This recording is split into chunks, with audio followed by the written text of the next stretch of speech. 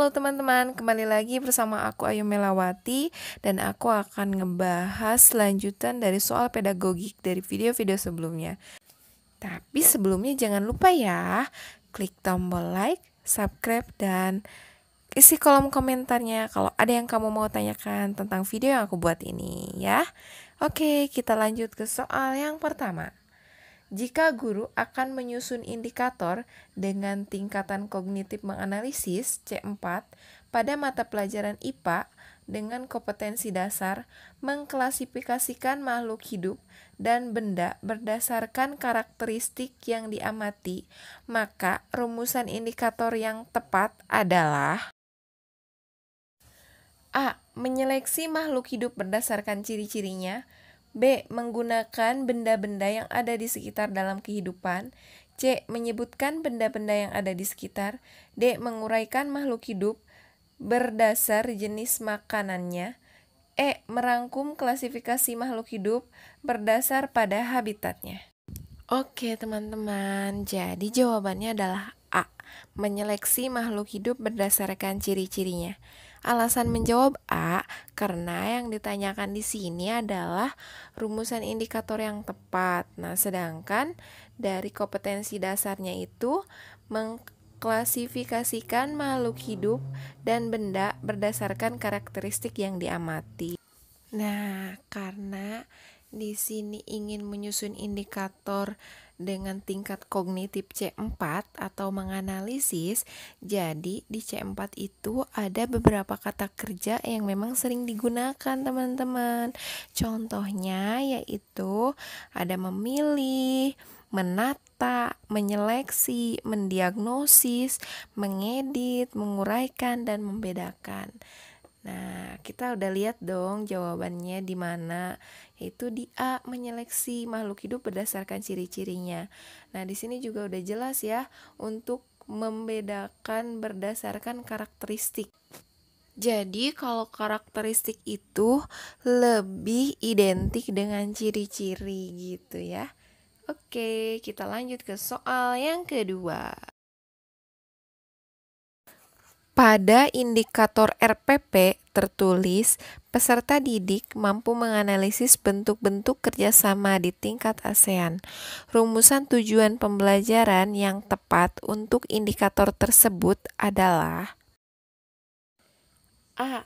Peserta didik mampu menganalisis bentuk-bentuk kerjasama di tingkat ASEAN berupa kebudayaan, perdagangan, dan keamanan dengan tepat. B. Peserta didik mampu menganalisis bentuk-bentuk kerjasama berupa kebudayaan, perdagangan, dan keamanan berdasarkan perjanjian yang telah ditetapkan.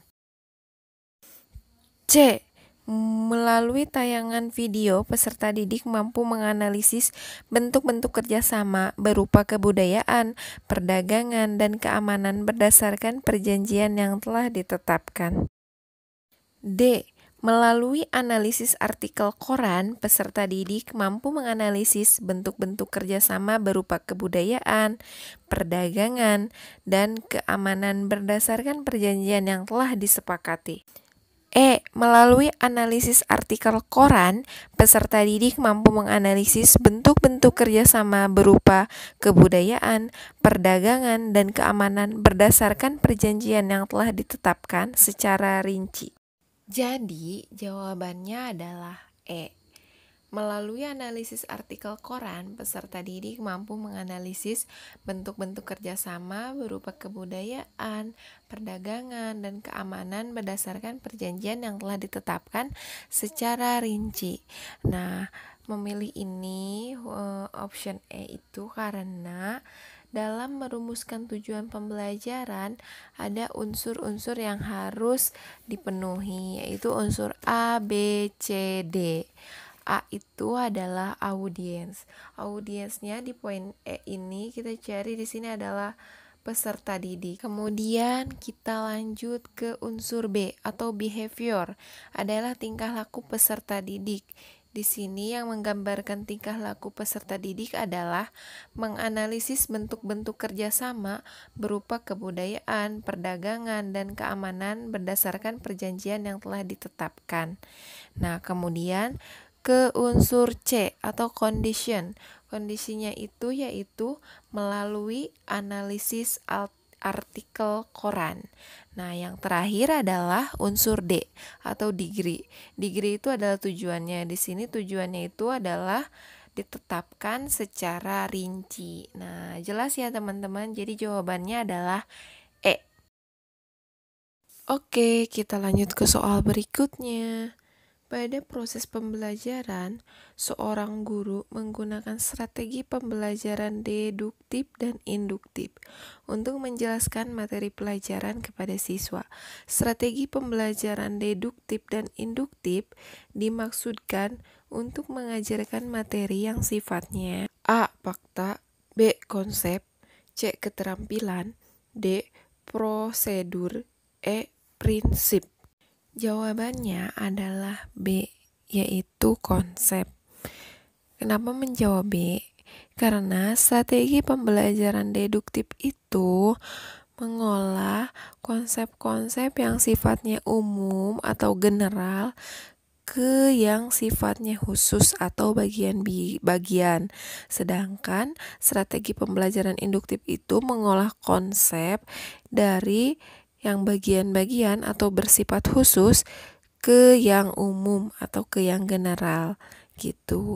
Jadi, metode pembelajaran induktif dan deduktif itu mengajarkan materi yang sifatnya konsep, di mana materi yang sifatnya konsep itu memiliki ciri apabila siswa diminta untuk mengemukakan definisi, membedakan dua hal, dan mengklasifikasikan. Udah jelas ya teman-teman bahwa di sini mengklasifikasikan yang sifatnya khusus ke umum atau yang sifatnya umum ke khusus adalah bentuk materi pelajaran konsep. Oke, kita lanjut ke soal yang keempat. Dalam pelajaran guru melakukan kegiatan 1. Memberikan contoh paragraf dengan topik kalimat yang diberi tanda garis bawahi. 2. Guru meminta siswa untuk menyebutkan nama kalimat yang digarisbawahi. Ditinjau dari pengelolaan pesannya, guru menggunakan strategi A. Deduktif, B. Induktif, C. Ekspositori, D. Inquiry, E. Heuristik. Jadi jawabannya adalah B. Induktif. Kenapa menjawab B? Karena di sini di bagian 1 itu memberikan contoh paragraf dengan topik kalimat yang diberi tanda garis bawahi. Nah, itu adalah sifatnya khusus karena berupa contoh. Kemudian pernyataan kedua, guru meminta siswa untuk menyebutkan nama kalimat yang digaris bawahi.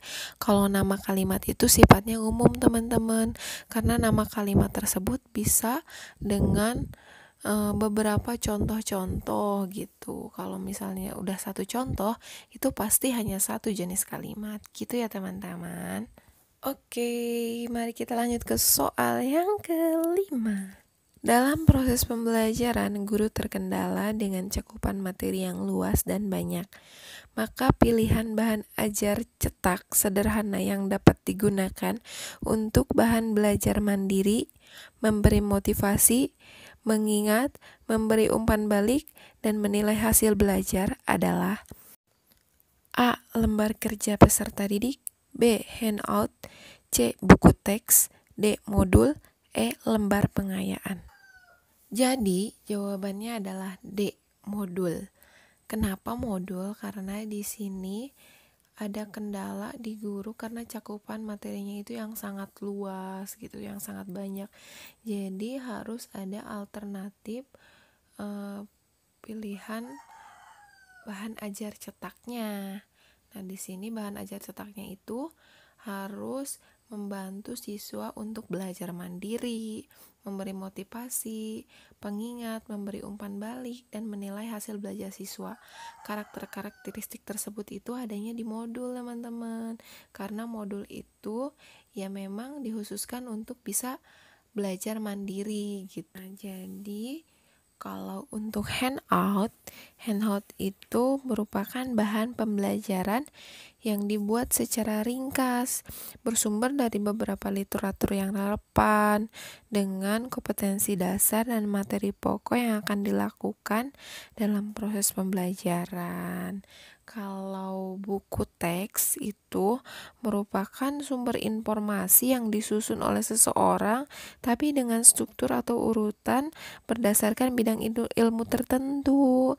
Nah, di buku teks ini juga disusunnya itu secara literatur, kemudian berdasarkan logika bidang ilmu, dan belum tentu ada latihannya, teman-teman.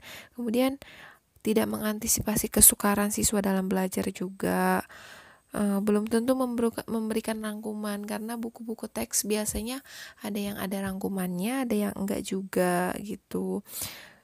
Penulisan gaya bahasanya biasanya lebih naratif, lebih panjang gitu ya, sangat padat juga gitu. Nah, kalau LKS ya tentunya teman-teman udah familiar ya, lembar kerja siswa, yaitu biasanya ada berisi ringkasan materi, petunjuk pelaksanaan tugas pembelajaran. Jadi di situ tempat siswa mengerjakan tugas-tugas dengan ringkasan materi yang cukup sederhana. Nah, kalau lembar pengayaan itu adalah lembar kegiatan yang diberikan oleh guru kepada siswa yang dinyatakan sebagai kelompok cepat dalam memahami pelajaran agar mereka dapat mengembangkan potensinya secara optimal dengan memanfaatkan sisa-sisa waktu yang dimilikinya. Terima kasih telah menonton video ini, semoga bermanfaat ya, dan jangan lupa klik tombol subscribe, like, dan aktifin notifikasinya agar kamu gak ketinggalan video selanjutnya.